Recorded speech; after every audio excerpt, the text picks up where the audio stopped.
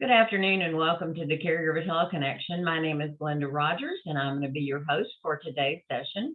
And today we have with us Dr. Jamie Huysman, and he's going to be talking about self-love, the gift that keeps on giving. Before he gets started with this presentation, let me tell you just a little bit about Dr. Jamie if you have not been with us before. James Huysman built his innovative healthcare career on the premise that necessity is the mother of invention. His belief that the resilience of the human spirit and collaboration are the key to our country's health future is the core of his philosophy. He is a fierce advocate of patient-centered healthcare and a workforce in touch with their own wellness. He has almost 30 years of medical and behavioral health experience in nonprofit and for-profit corporate leadership roles. Today, he works in provider relations and governmental affairs for WellMed Medical Management, a San Antonio, Texas-based physician-owned primary clinic organization. Dr. Jamie, welcome today. Thank you, Glenda. Thank you to all of you who have shown up. I really believe that I have the opportunity and the grateful opportunity and privilege of educating and doing clinical work and seeing patients and facilitating transformational energy. But I don't know if there's a group I enjoy working with more than caregiving. When I first got involved as a clinician, I started working with policemen, firemen, emergency medical technicians as a trauma therapist. And over time, it was wonderful to work with them. But I started seeing many of my patients who weren't cops and firemen, and they had the same clinical sort of faraway look when they were in my waiting room. And myself and my therapist would look at their charts and realize and wonder what was going on. And they were all precisely had the clinical symptoms of a police officer, and they were all taking care of a loved one. So that began my journey, my bridge over troubled waters into the world of caregiving. In 2002, we were able to, I had the pleasure, I was doing television with Lisa Gibbons to start the Lisa Gibbons Memory Foundation for caregivers around the country. I do think you all hung the moon. I think that you hold up our healthcare system. We have $400 billion of in-kind care being offered by caregivers in our country.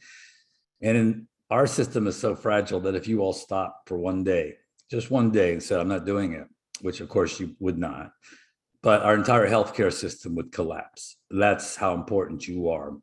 So I really appreciate you tuning in. We felt that February was a great time to talk about a difficult topic. I know you think it's airy and new age and Barnes and Noble friendly and stuff, but the most difficult topic I talk about with caregivers is themselves, of taking care of themselves. And today in February, we're talking Valentine's Day. Okay, Valentine's Day for you, right?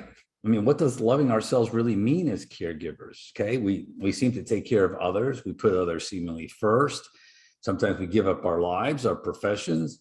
I know it's a sacred calling. It could be a mom, dad, brother, or sister who maybe we didn't get along with as a child. Maybe we did. Somehow, that's your burning home that you're running into. And sometimes I would suggest that a lot of long distance caregivers and loved ones of yours may just be running out when you run in.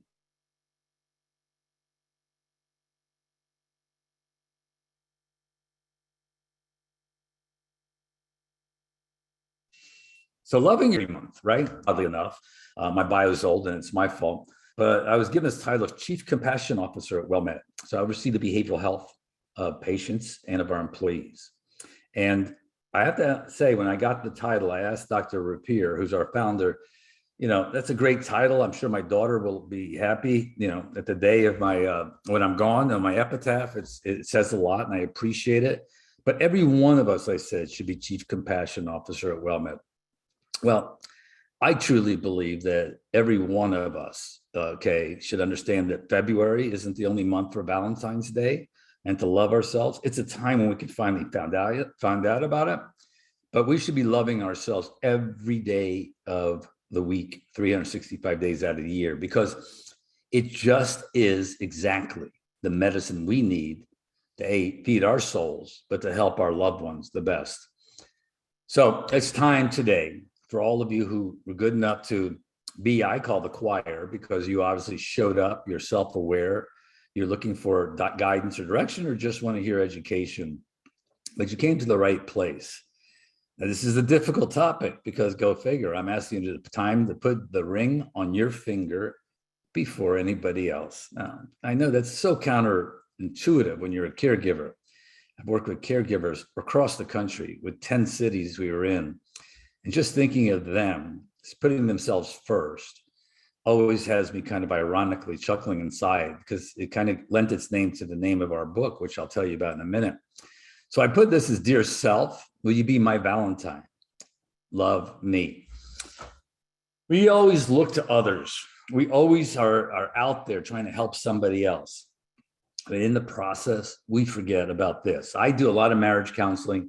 And when I have couples who come in going through a lot of issues, sometimes high conflict issues, I ask them, about their history. And they've gone from relationship to relationship to relationship. And in the process, they never, married themselves. They never did the first necessary step by putting the ring on, by really understanding their own mind, their body, their spirit, by feeding their soul, by taking care of themselves before anybody else. They never really did that. So what is self-love? Let's just first understand it as a group here. And by the way, to Glenda's point, so you don't forget, certainly you can put your questions in the box. I'll get to it at the end of it here, I hope, and have enough time. But if you don't want to just keep, writing down things, you don't have to. Hopefully there's some place there that says where you can put a question in, and then we'll try to cover it at the end. But I'll try to be as specific as I can, because as a psychologist and social worker, love is a very, very obtuse word. I would testify in family court, and I would see people screaming, I love you to their kids, but they'd be up for 3 felonies, right? So we overuse the word love. I thought love was like being a parent. I think that was what really to me meant the most. And what does a parent do? And what is love? And I think love is being fair, consistent, and available. The same thing as good parenting, whether that's to a partner, but certainly for ourselves in our healing journey.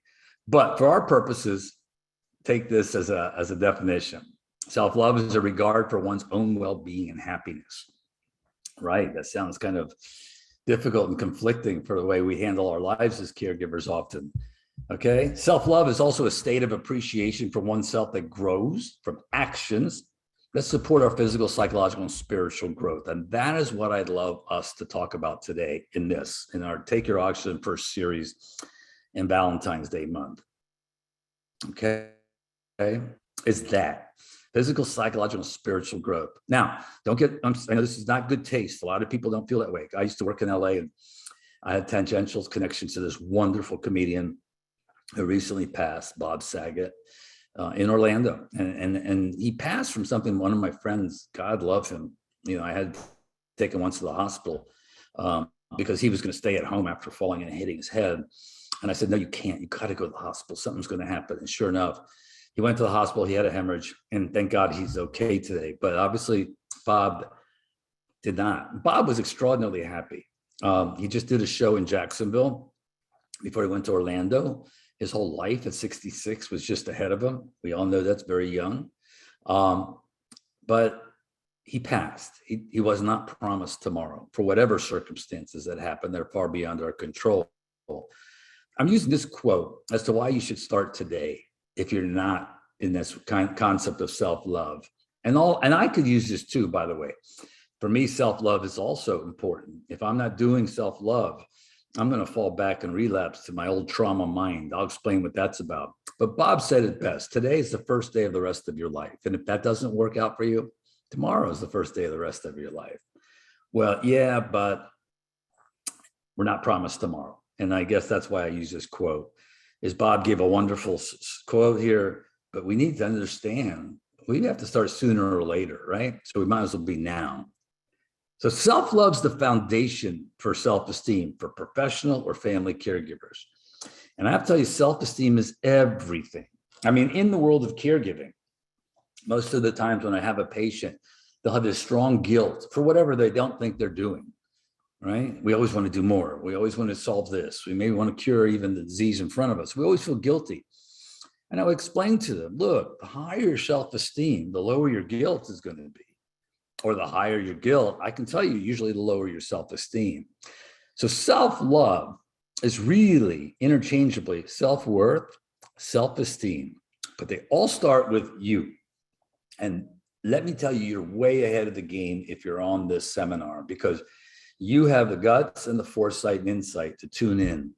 Many aren't. It's like I deal with trauma patients, and they come to me and they say their lives are really in a state of disarray. They have suicidal ideations. They don't know what to do. And I look at them and I say, you know what? The fact that you made it here to tell me that story puts you so far ahead so many others. And the fact that you're on this call here with the Well-Made Charitable Foundation tells me that you have resiliency, that you've made it, and you're looking to grow and become self-aware. So there's an old saying in my world, I'm a certified addictions counselor. I used to run addiction centers. Grant me the serenity to accept the things I cannot change, the courage to change the things I can, and the wisdom to know the difference, right? What that really means is we can't control a lot of things. Look, you as a caregiver couldn't control that your loved one maybe has cancer, so Alzheimer's, Parkinson's, traumatic brain injury, acute terminal illness, all the tragedies and sufferings of life that you don't want to happen. You can't control that. But as a caregiver, you can control your response. And that is what this is about. What self-love is the resiliency of dealing with our own response.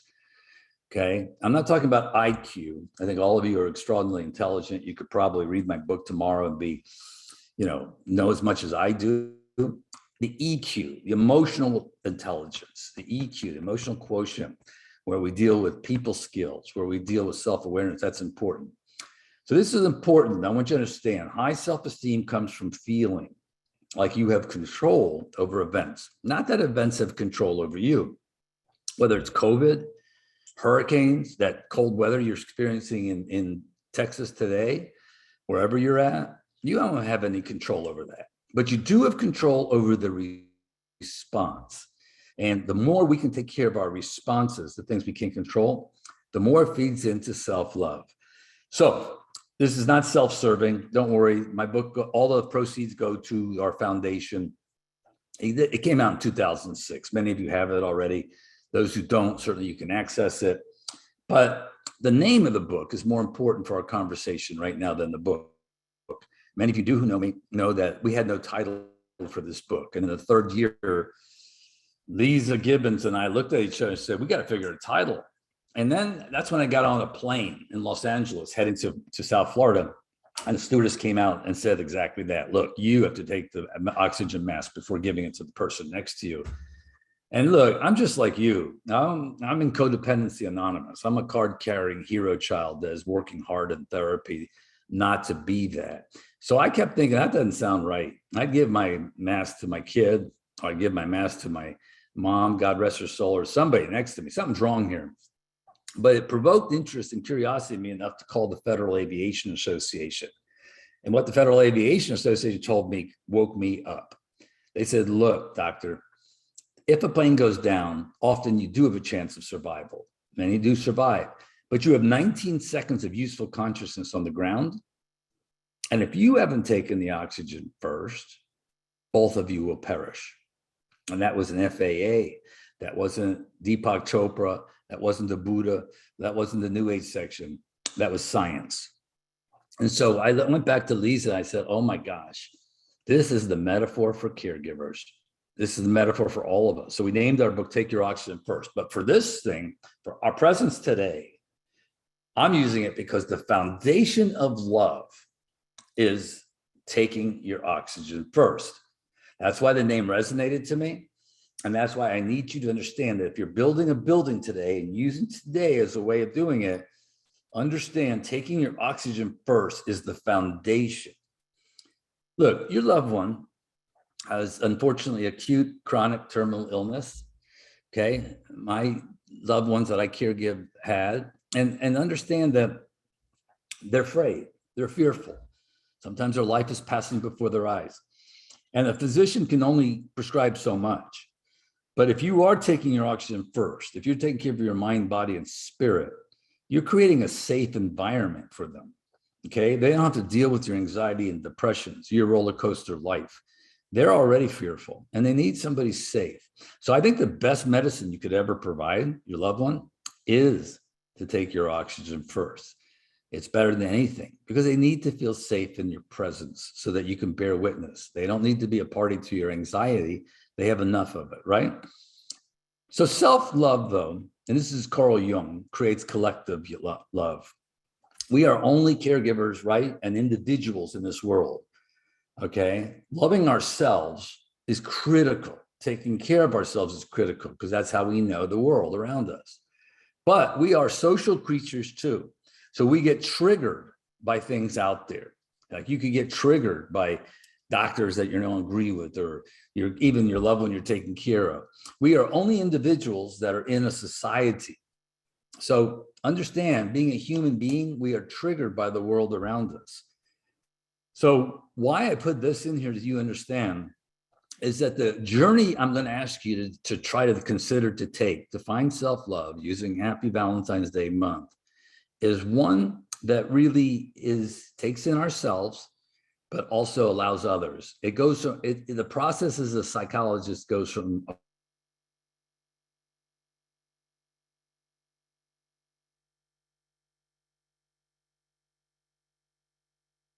awareness. When I work on employees, that flows out to the team. That's the process. So once you're aware, and I think this presentation is all about creating awareness, you're no longer naive. Sigmund Freud called that cognitive dissonance. The body can't sit with competing thoughts. So you have to transform. You can choose anything to transform. I'm going to help you at the end of this presentation to show you some paths of transformation that we can find self-love. We can use it, especially starting Valentine's Day. But self-love is also self-acceptance. It's so hard for us to do this. Look, I have my own therapist, but my patients have a hard time accepting that they're not superheroes. I came out of a very difficult childhood somehow with family fighting and arguing. And I came out, and I'll get to it later, in a codependent way as the hero child. Well, many caregivers and many people I find in the healthcare field, as I work with our employees, came in as heroes. What does that mean? Well, that means if you probably as a caregiver stick a cape on your back and become Superman or Superwoman, which I think all of us do too often, we forget that we're two sides of a coin, that we're strong only because we're weak. We're beautiful because we know our flaws. We're lovers because we're fighters. We're fearless because we've been deathly afraid. We're wise because we've been foolish. And we laugh because we've known sadness. We are the duality. Okay, we are yin and yang. We are not that superhuman person that put on a cape in the telephone booth and saves the world. We have to accept ourselves. When I'm at WellMed and I'm working with our employees, they ask me what leadership is. I said, leadership is being vulnerable, but confident. It's being vulnerable to know that you're just a human being and not a human doing. So self-love means we insist on healthy relationships. I'm going to get more into that later because I'm going to show you a path of self-love for us as caregivers that we should consider. But understand self-love cannot happen unless you're in a healthy relationship. If you're in a relationship that has no communication, somebody's trying to control you, tell you what to wear, tell you who to meet, lacks trust, okay, doesn't have your best interest, doesn't have your back, it's so hard to find self-love. You get discounted, you get devalued. So I'm going to say the most important thing that self-love could possibly have, and this is a very important notion. It's really the basis of science and how mankind made it to this point. The concept of co-regulation, that you really can only find self-love and safety inside yourself when you're with people that co-regulate. That's the beauty of support groups, by the way. As caregivers, you need to understand, a caregiver in a support group can co-regulate well. You can communicate well, okay? You can see people you trust. You can say things to their face instead of behind their back. People that respect you. Anyway, you have to be in a safe environment. We say at WellMed, the definition of burnout is when one person works harder than the other. That's an unhealthy relationship. So self-love has a lot of prerequisites if you're looking to use February here to make this leap and begin the process forever. So as I mentioned to you, what about healthy relationships and non-healthy relationships? I mentioned to you, I came out of a household as the family hero. Okay, that means, and many of you also have what we call kind of a dysfunctional role that you emerge out of childhood. I'm not going to get into the whole concept of childhood. It's a clinical CEU thing. But I will say, we came from homes that maybe our parents didn't really know a whole lot what they were doing. Maybe they tried their best. Maybe they recreated what their parents taught them. Sometimes we didn't get the love we needed. We have attachment issues. Sometimes we didn't get our love reflected back. Sometimes our parents were in that you should be seen and not heard phase, put you in timeouts, didn't embrace your emotion. Whatever happens, we come out then with a role. How do we exist in this household? Okay, I can't talk, I can't be authentic. So we developed codependent roles. I kept family hero. My sister ended up the lost child. My wife's family ended up with scapegoat and victim. These were roles that helped us get out of childhood. Now, when we become family caregivers, if we're not becoming self-aware and taking care of ourselves, we default back to these roles. Our brain, and all psychology is child development. It's what happened the first 10 to 12 years of your life. That determines everything. So we can default back. So self-love, the things we're about to talk about, the path that we're about to take, will combat these roles. That you don't have to be the family hero any longer. You don't have to be codependent any longer. I'm going to show you some cool places to go. I go to Codependency Anonymous, best place in the world for family caregivers, best. People who get affirmed from people, places, and things are out there. It's a fabulous community. Remember co-regulation that we could sit in? It's free. You can go online to coda.org. But it's really great for caregivers. But codependency has this lacking self-love. When I came out with that role, or you came out with that role, we came out with the belief that we weren't enough, we weren't lovable, we don't feel, we don't do self-care, we don't enjoy things, and normally we blame ourselves. That is how we came out. That was the foundation that really was a barrier to our self-love, okay? And so we came out with that codependency, those roles, instead of interdependency. There's a huge difference. I just want to point out to you, because I know you hear about this stuff as a family caregiver, codependency, where it's one-sided, there's not a balance between people, you adopt a role. What we love to go to, and I think self-love really flourishes, yours with your caree, and yours with your partner or your grandkids or your kids, with interdependency. So when you know yourself, when we really adopt self-love, we're going to know the world. It's to be a mutual dependence with you, the person you take care of, you and the doctor. Somehow there'll be a healthy intertwining. You do not have to default to a people-pleasing hero role. You can be authentic. And I'll get more into that in a second. So self-love is also self-forgiveness.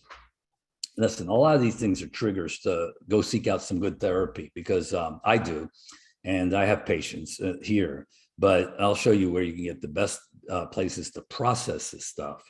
But often we come to the world of caregiving and we really don't forgive our own selves, okay? We haven't. I use Miguel Ruiz as an example. I'd love for you all to grab the book, The Four Agreements. For family caregivers, it's perfect, because the four agreements are critical. But on the fourth, I won't go through them now because that's a whole nother presentation. But the fourth agreement is strictly do your best. And why Miguel says that, or Dr. Ruiz says that, is simple. We as caregivers and we as people want to be perfectionists. We want to cure what's in front of us. We want to save the next person. Well, we can't. Sometimes we can affect the cancer in front of us, the diabetes, the alcoholism.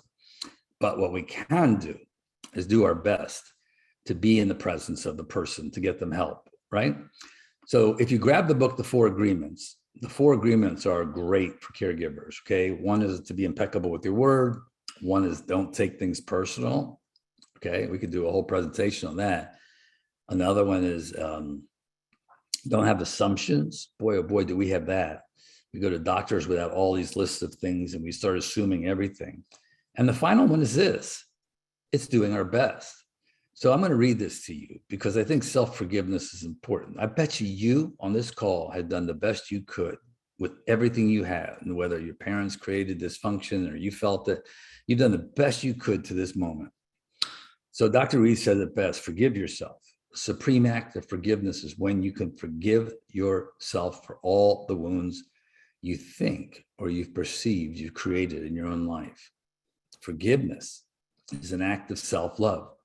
When you forgive yourself, self-acceptance begins and self-love grows. These are all paths that we can always get somebody, a safe place, a therapist, a group, support groups to really pursue. Okay? Forgiving ourselves, understanding we did the best we could, and accepting ourselves. Okay, that's the awareness part. I'm going to do a little experiential thing with you right now because I think it's important. We're going to be undertaking a journey in February here to look at self-love and how we adopt it. But I want you first, and if you've done this before, you know I'm a trauma therapist. I just want to take about 15 seconds. I'd love for you to close your eyes. Okay. I'd love that you put your feet on the ground, flush on the ground. We're going to do this at the end with another exercise. So it's good practice. But I would like you to go inside yourself right now. I'm going to give you just 15 seconds of silence. I want to go inside and find out, and you could be honest. We all wish that the answer would be ourselves here, but it could be something else. You became the family caregiver. You're doing powerful work, okay? You're taking care of a loved one. But I want you to go deep inside now, and I'll be quiet. And I want you to find out and pull up. You don't have to talk about now. What was your why? It may be the same why you tuned in today, but go inside. I'm going to be quiet, and I'm going to ask you to go inside to find your why, starting now.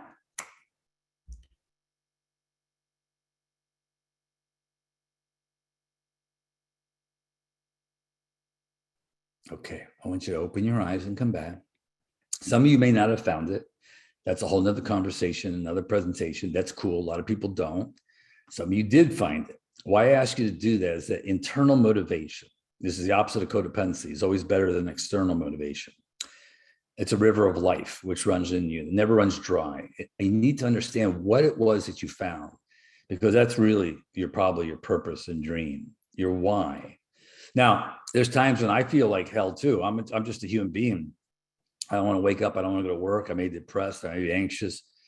Look, that's it. But my why, you can see, is on my back there. That's my little munchkin. She's 10 years old. As I said, it was a curve. My why, and why should be you, and it should be us and our purpose here on earth. But reality is, she's my lily pad. I'm not sure what you found, but I want you to hold on to it. It's going to help you greatly. And as we talk now, and as I bring up to you the path of self-love, hopefully you can gain some insight. Just take little baby steps. I want you to understand that this is difficult stuff. Okay, we're doing rewiring our brain. Finding self-love is rewiring our brain. If you came out of a household like I did, you have certain neural pathways. We call it CPTSD, childhood PTSD, and our brain are wired. And our autonomic nervous system goes through fight, flight, and fear, okay? And then we have to, over the years after we come out, do a lot of things. That's the journey to find self-love. So I want you to understand, though, a journey of 1,000 miles begins with a single step. There is no silver bullet, but the path is wonderful. And I like to bring up the path to you. I want to talk about it. And at the end, I'm going to give you a very cool exercise that as you follow this path, and feelings come up, that you're able to calm yourself and your soul. But as a caregiver, I was looking for everything that would reflect my philosophy. And I found this, and this is it. I want to make it simple. The path of self-love. Okay. It's 4 things. I never settle for less than my heart and soul desire. I only have loving, respectful relationships. I treat my body as a sacred temple. And I'm kind, gentle, patient, and understanding with myself, which means I have self-compassion. So I stay true to myself, even if that means disappointing another. I know that's hard to hear sometimes, but this is a path that we can open up our minds and look at. Let's take the first thing, quadrant 1. Stop settling, okay? We don't have to. If you take your oxygen first, put yourself first. Stop settling for the lukewarm relationships and definitely the love affairs. I'm not here to do marriage counseling with you, but if you're looking for fireworks, insanity, and insane love and LA stories, no, find a good friend, somebody you feel deeply trusting with, somebody makes you feel good. Okay, stop settling for lukewarm love affairs. Stop settling for, joy stealing jobs. If you're in a job that stinks and that you really know it's not pushing the ball down the place and you don't feel good, stop settling for fickle friendships, friends that don't have your back, friends that discount you, that control you. Okay, stop settling for second-rate stories, dead-end dreams, and lackluster leisure. It means basically adopt yourself.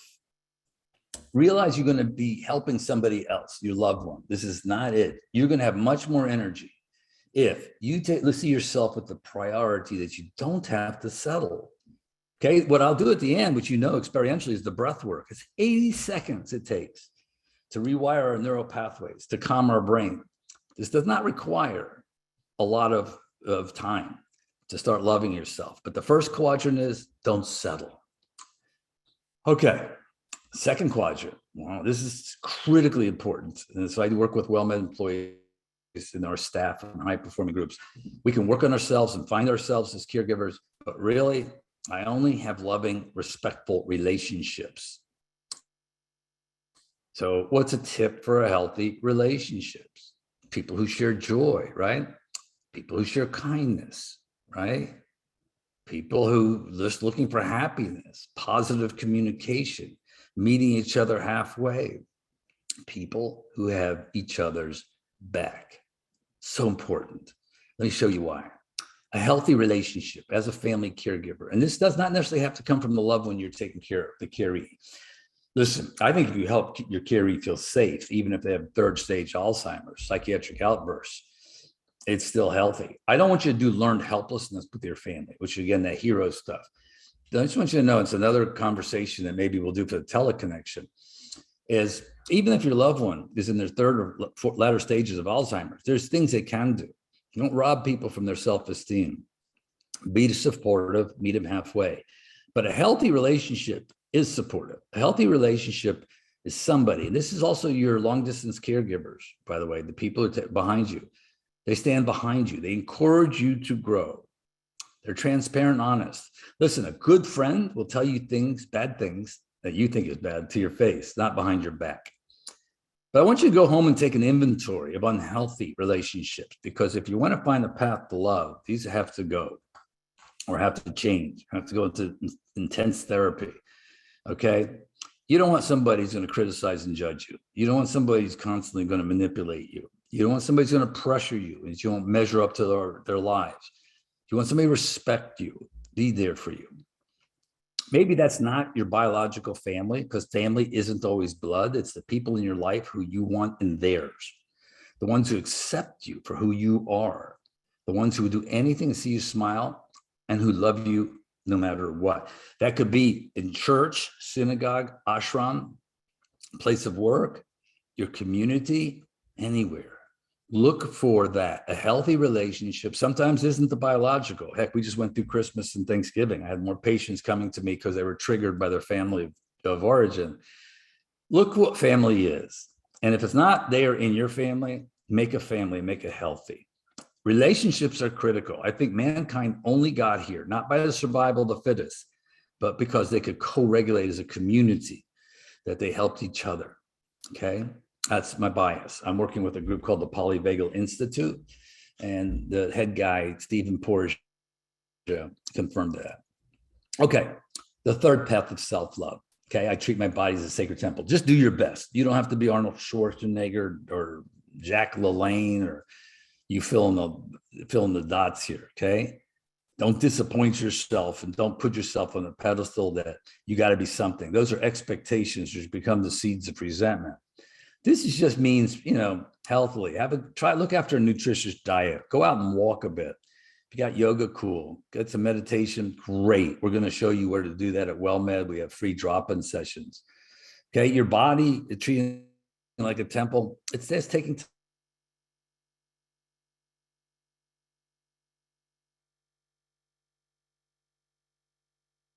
time. It's making sure your sleep patterns. It's dealing with, okay? It's taking care of your mind, your body, and your spirit. That is it. That is it. That's quadrant 3, our sacred selves. So the path of self-love, finally, the fourth one is this. I'm gentle, kind, patient, understanding with myself. That means you have self-compassion. And what is self-compassion? Self-compassion is mindfulness. It's not being Buddha and meditating. It's just simply involving and recognizing when you're stressed. That's the most important thing. I'm going to show you what that means to get in touch with your stress. That's the greatest self-love you could do. It's being self-kind, supportive, and understanding. Remember, forgiving yourself. So critical. This is a way to find self-love. And the connectiveness, I cannot say this enough, it's healthy, supportive people. So one of the issues of self-love clinically is how do we find it again if we didn't get it as a child? We do have to reparent ourselves. Go to YouTube, look up this fabulous physician, Dr. Gabor Mate. He does great work. The child only wants it, and you only want as a caregiver, authenticity. You don't want BS, you don't want an image, you want the real deal today, right? And the child only wanted to be healthily attached. They didn't want to be afterthought, go through an attachment issue. That's what we want. So to find self-love, go into that natural parenting energy you have. You have to adopt your inner child. If you don't, you're going to stay in that negative world of fear, fight, flight, fear. If you can, start reparenting yourself. Self-love requires you to get into the positive world. Self-love now requires you also to respect boundaries. You have to create a safe vessel called you. You don't have to be a people pleaser. Saying no shows somebody who you are value-wise. Those who love and respect you, when you do it respectfully, will always be there. They'll understand, they'll give you the space. But we have to learn how to say no. When we fail to set boundaries and hold people accountable, we feel used and mistreated. And what we're doing is not setting a tone for who we are. So if you do these things, take this path of love, it'll allow you to be more confident. Remember, a leader in your own life, a leader yourself, is to be vulnerable and yet confident. What would that allow you to do? It allows you then to clear your mind, to assume positive intent wherever you go, not to look at life cynically like that, not to look at mistrustfully. Now, I'm a realist as a psychologist. I also don't believe in positive, toxic psychology. If you're with somebody 3 or 4 times and you've assumed positive intent and you feel that they're an energy vampire, that they don't meet you halfway, they're sucking your soul, they're asking you to do things that are not meeting you halfway, time to ramble. That's what I tell my daughter. I said, baby, have positive intent. But there's going to be kids on that playground who won't meet you halfway. And at some point in time, you have to feel it in your gut. So make sure, though, free your mind up. When you're confident and I'll do these paths of love, you will assume positive intent. But also self-love is now, especially today, and I'm going to give you an exercise at the end. It's fun and it's also calming, of breath work. Self-love is trying new self-experiential activities. Look, I can give you book after book. You'll be the most brilliant person in the world. I used to work with addicts and alcoholics when I ran treatment centers. They knew more about the addiction than me. They read more books, but they didn't feel it. So they would relapse as soon as they leave my office. The longest journey, family caregivers, you can take is from your head to your heart, right? Try experiential exercises. I'm going to do breath work. Try yoga. Try walking outside. Try gratitude journaling. We can do a presentation on all this. Try emotional journaling. Go from your head to your heart. Your head is going to stop you. Get a good book by Dr. Daniel Goleman called Emotional Intelligence. Look, people, the smartest people in the world don't go anywhere unless they have people skills, can emotionally regulate. So here's where it all starts as a family caregiver. Believe it or not, it starts with you. Self-love starts with understanding the stress that affects our brains. I'm pretty neurologically driven. I love Freud and Jung. I'm a Jungian therapist. But later on in life, we come to find out that childhood PTSD, coming out with fight, flight, and fear, the way we were programmed, our neural pathways, man, those are the things that create stress today, the things that trigger us. But guess what? You can change it. The beauty, you don't need me as a therapist. You can be your own therapist. Beauty is to retrain our neural pathways. The only way to do that, that's why self-love starts, is to get in touch with your stress. If you're feeling anxious, you're feeling depressed, okay, do what I'm going to show you, a breath exercise. Okay, if you want to do a little regular exercise, 15 minutes, 20 minutes a day, great. Do time management, things like that. If you have finances that are all over the place, go see a financial counselor. That's a stress reducer. I also encourage you, especially if you're in Texas, to go to Caregiver or SOS. They have fabulous groups. Those who aren't in that area, call your local hospital. That's a stress reduction technique too. So self-love begins with being in touch with your body, not outside. And so if you're feeling unsafe, when I say unsafe, that's again an autonomic nervous system. That is your what we call your body. So here's a real wrap up before I give you a great experiential exercise as a caregiver that I want you to use that will help you get back into the self-love glide path all the time. So if you listen to me for the last 40 minutes, here's the gig. Note to self, caregiver, you're doing the best you can. You really are. Note to self, you are worthy and lovable. You are absolutely there. Without there, you sacred earth angels, your loved one would not have, the quality of their life going through the fear of having a disease. Note to self, it's okay to ask for help, caregiver. Reach out. It's the most important thing you can do. We don't have the answers. Note to self, your boundaries are important. You're allowed to say no, okay? And today, it's okay to start over. Try to start again. Forgive yourself. Use today, a Valentine's Day month, this presentation of some sort to understand this is a 24/7, 365-day deal. Be around people and yourself who understand that your emotions are valid, that listen to you, that bear witness. You are a caregiver. You are capable of amazing things. So that's the note to self. That's the pathway of love. And now today, I'd love for you to start slowly but surely taking charge of your stress.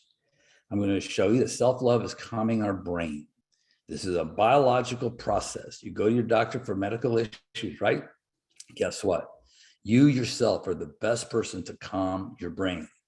Again, grounding techniques come in a lot of different ways. Stress reduction does. Today, I'm going to give you the best one I know, the one I work with firemen and policemen and emergency medical technicians, the one I pass on to caregivers, which is breath work. Why? Because our bodies feel dysregulated as family caregivers when we're going through a situation that's not easy. Okay, dysregulation means we're despair, we're feeling hopeless. We may be walking on eggshells with somebody in front of us. We're disengaged from life. We have a fog in our mind. Am I getting close? That was me. Still is me a lot, excuse me.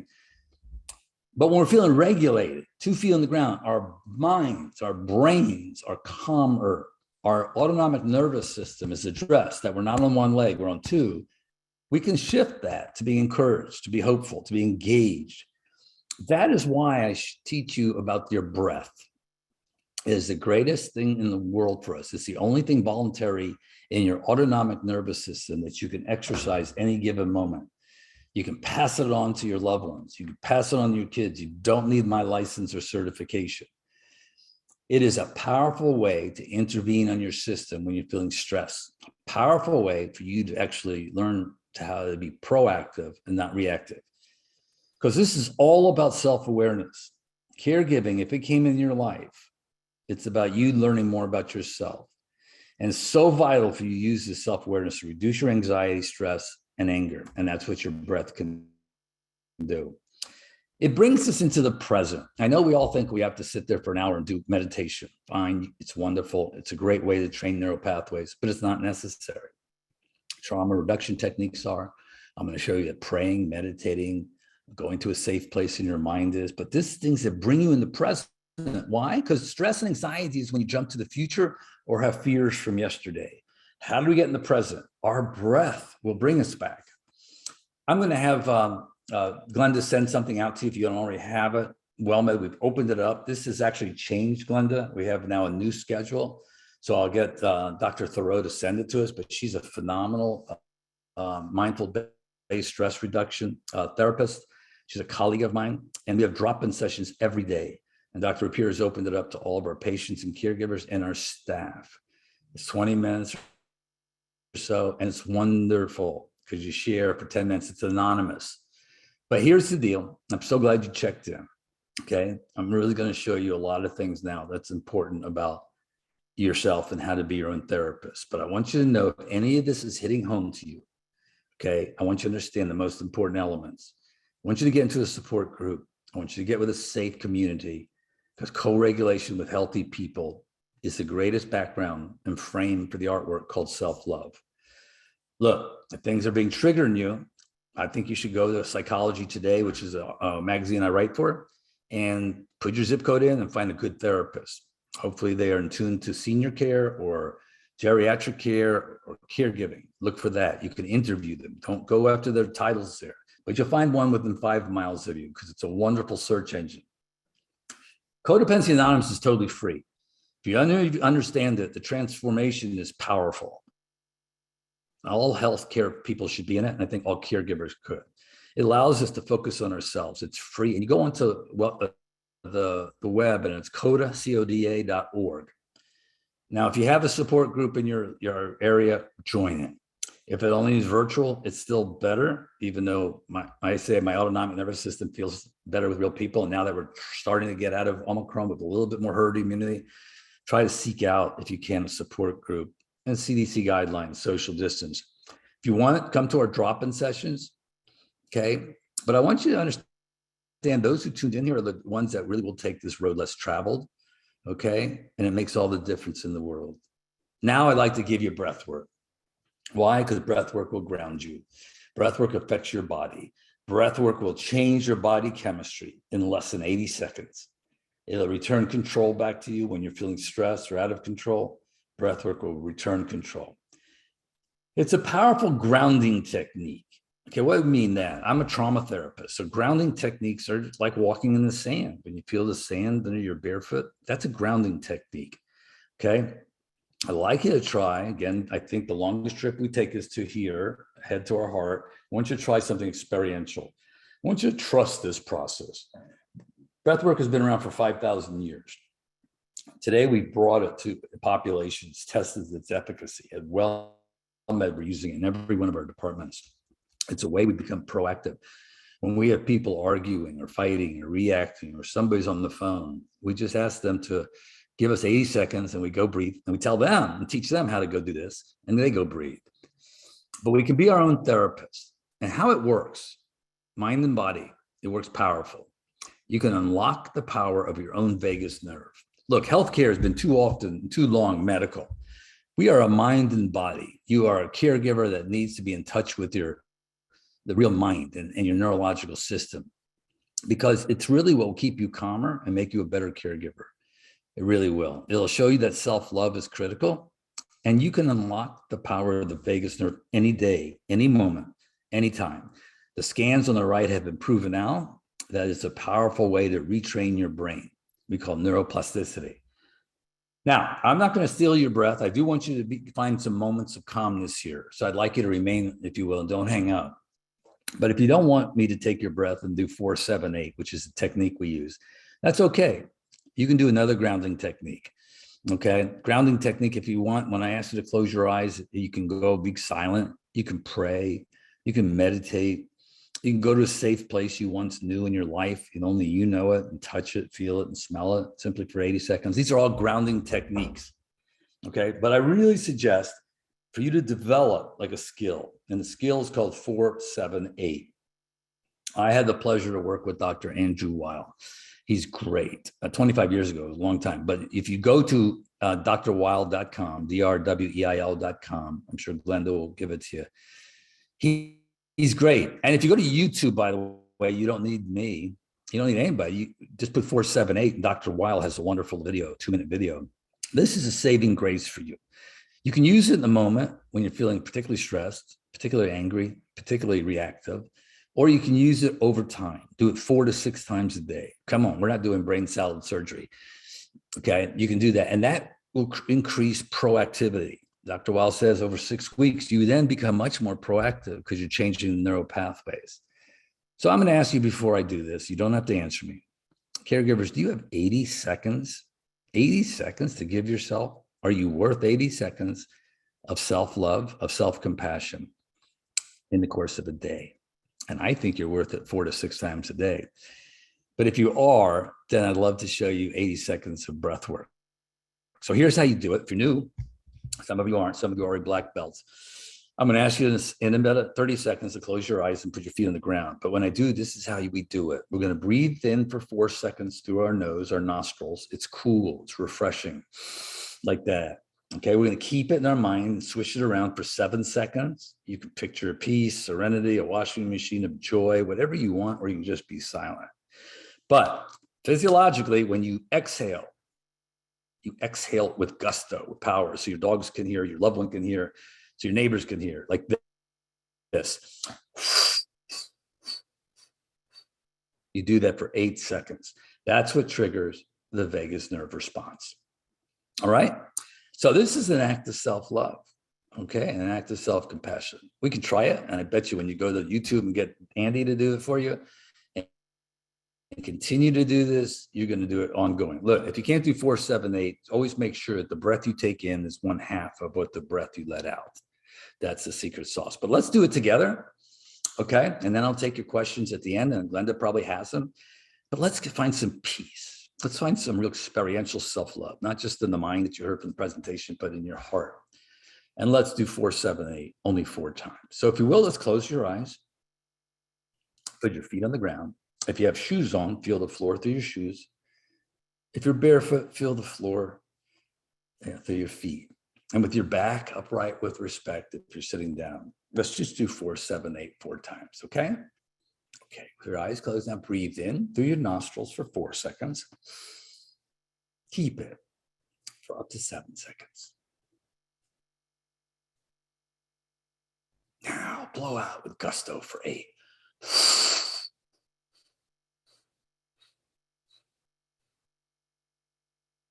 Breathe in the calmness for 4 seconds. Keep it. Swish it around for up to 7 seconds. Blow out with passion for 8.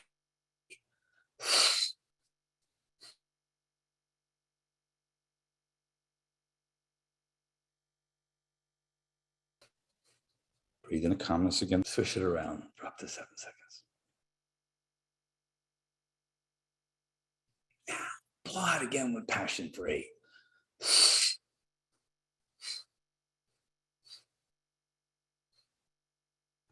Last time. Breathe in the calmness for 4 seconds. Keep it. Swish it around for up to 7 seconds. Now blow out all the anxiety today for 8.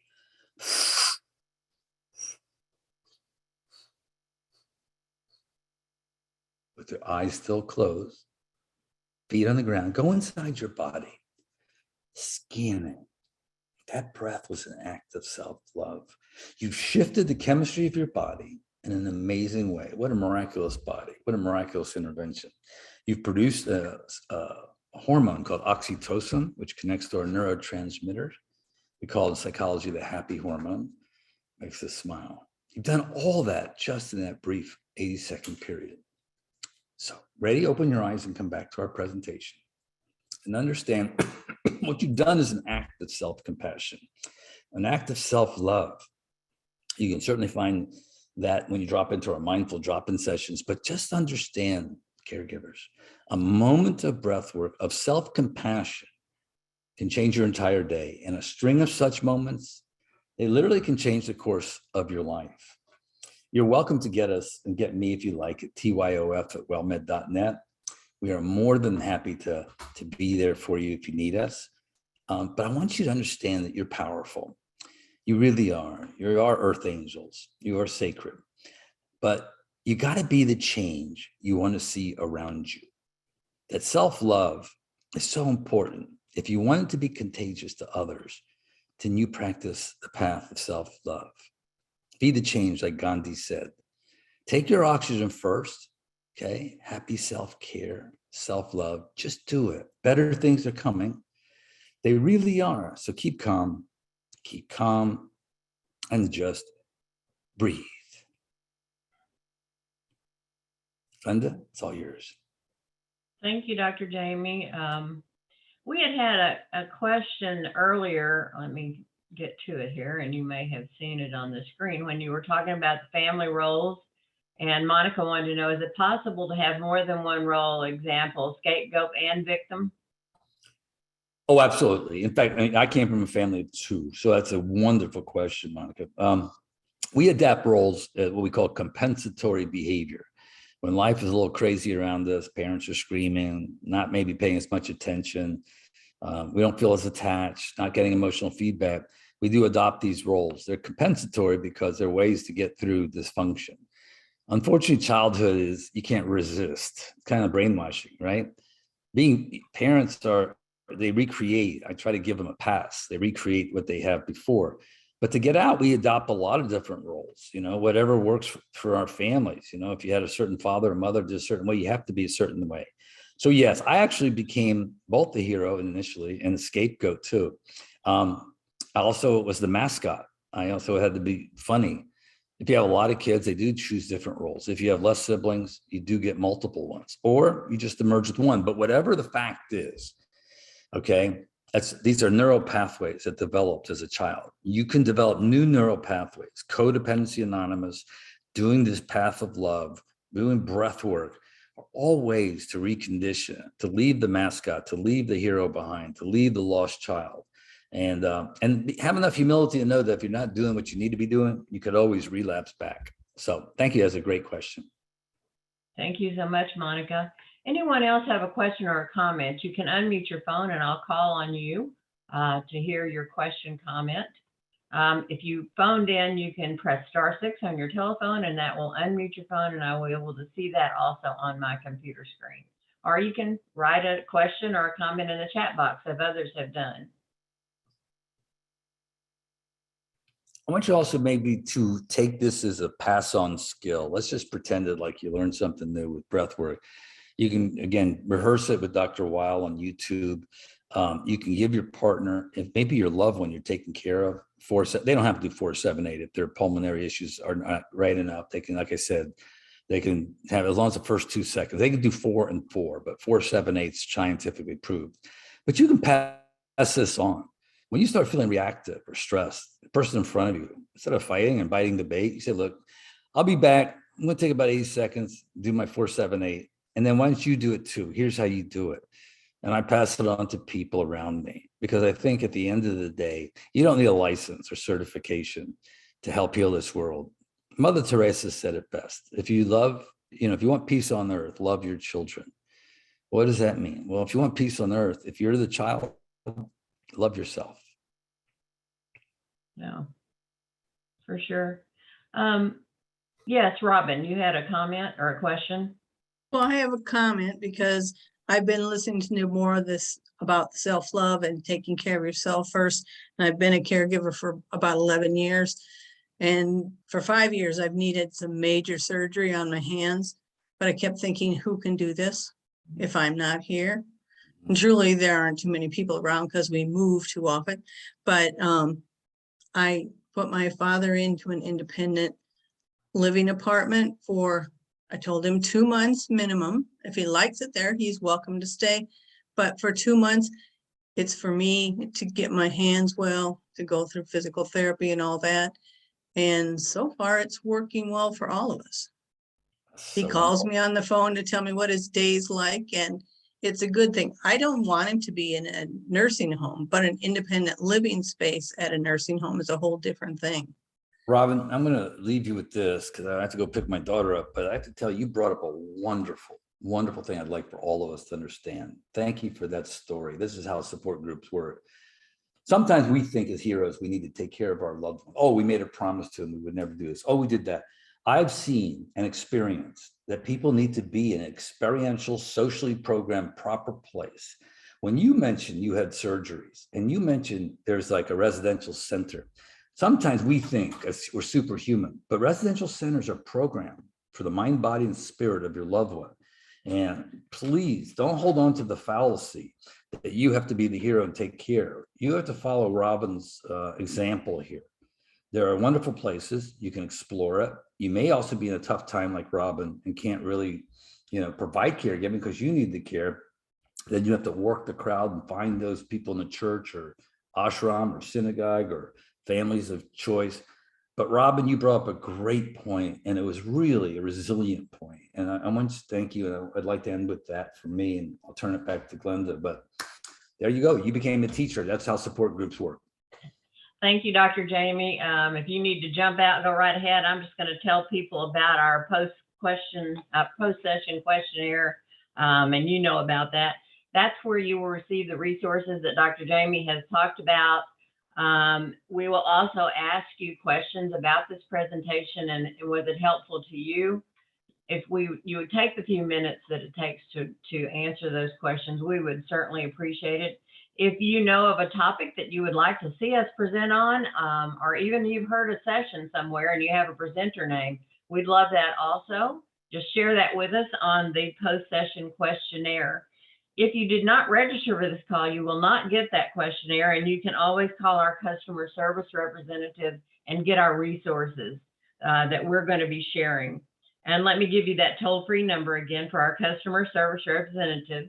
That's toll-free at 866-390-6491. I also wanted to tell you that this was our last session for February, and I just can't believe that we're already into March. Our March calendar is out. It's chock full as usual with all kinds of sessions. I encourage you also to go to the Caregiver Teleconnection website and look at that calendar and see what sessions are coming up. You can always call our customer service representative and she will get that information to you also. I want to thank you all for joining us today, and I hope the presentation was helpful. I think it was. I always get so much from Dr. Jamie's presentations, and I hope you do too. I hope to see you on future sessions, and I certainly enjoyed having you with us today, and please stay safe. Bye-bye.